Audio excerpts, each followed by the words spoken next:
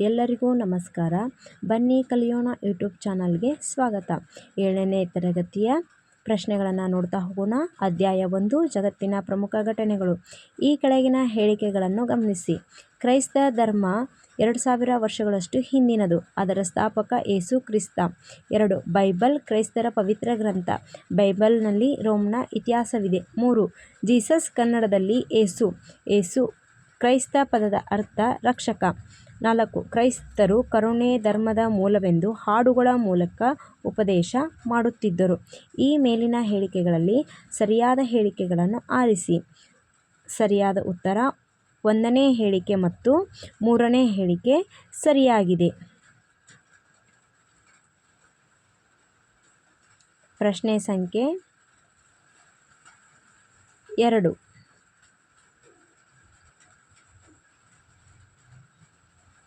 ಯೇಸು ಕಾಲವಾದ ನಂತರ ಅವರ ಬೋಧನೆಗಳನ್ನು ಅವರ ಎಷ್ಟು ಜನ ಪರಮಶಿಷ್ಯರು ಪ್ರಚಾರ ಮಾಡಿದರು?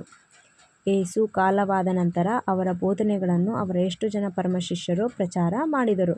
ಆಪ್ಷನ್ ಎ 9 ಜನ, ಡಿ 10 ಜನ, ಸಿ 11 ಜನ, ಡಿ 12 ಜನ. ಯೇಸುರವರ 12 ಜನ ಶಿಷ್ಯರು ಅವರು ಕಾಲವಾದ ನಂತರ ಪ್ರಚಾರವನ್ನು ಮಾಡಿದರು. ಪ್ರಶ್ನೆ ಸಂಖ್ಯೆ 3.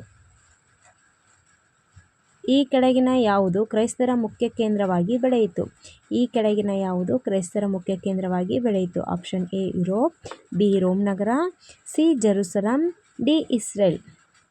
ಸರಿಯಾದ ಉತ್ತರ ಇಟಲಿಯ ರೋಮ್ ನಗರವು ಕ್ರೈಸ್ತರ ಮುಖ್ಯ ಕೇಂದ್ರವಾಗಿ ಬೆಳೆಯಿತು. ಪ್ರಶ್ನೆ ಸಂಖ್ಯೆ 4.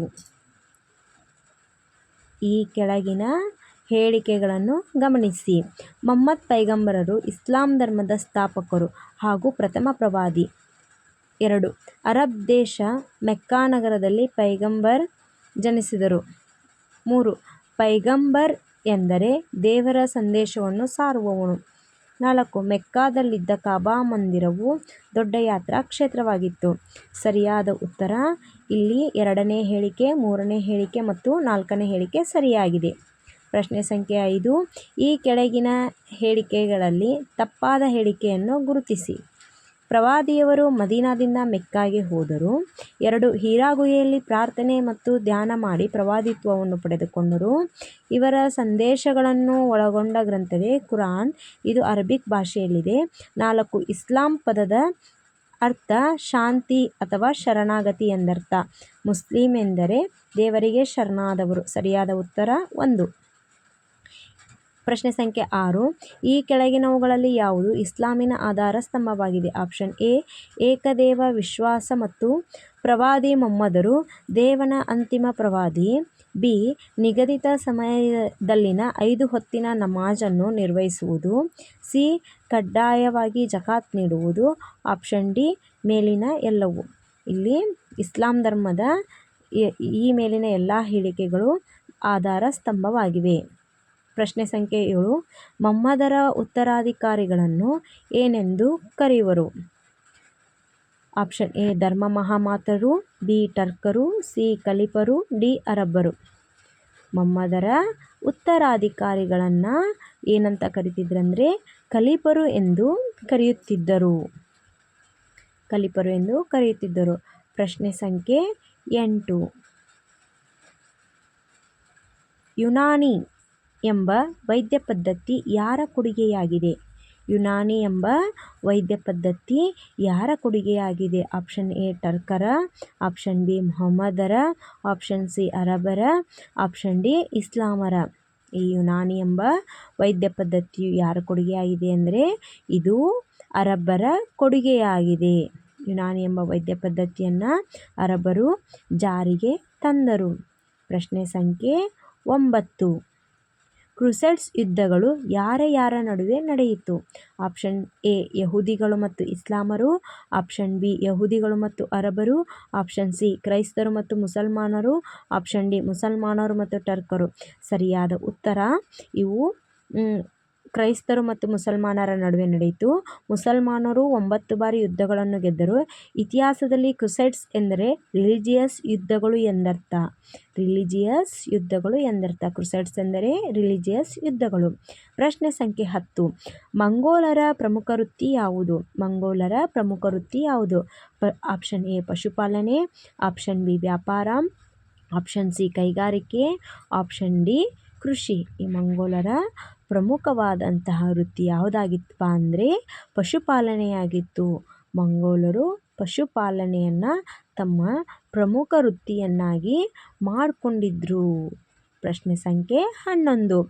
ಮಂಗೋಲರನ್ನು ಒಂದುಗೂಡಿಸಿ ಏಷ್ಯಾದಲ್ಲಿ ವಿಶಾಲ ಸಾಮ್ರಾಜ್ಯವನ್ನು ಕಟ್ಟಿದವರು ಯಾರು?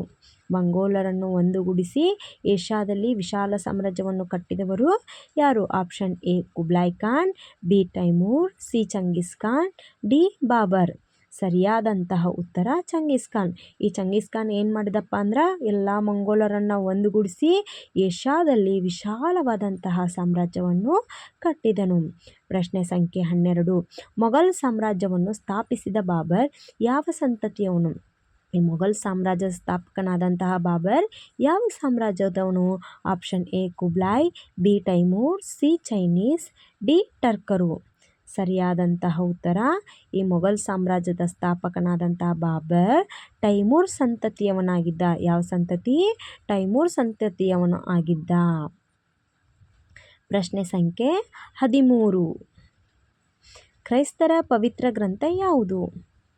Option A Bible, B Bhagavad Gita, C Quran, D Guru Granth Saheb. ಸರಿಯಾದಂಥ ಉತ್ತರ ಬೈಬಲ್. ಈ ಕ್ರೈಸ್ತರ ಪವಿತ್ರ ಗ್ರಂಥ ಯಾವುದು? ಬೈಬಲ್.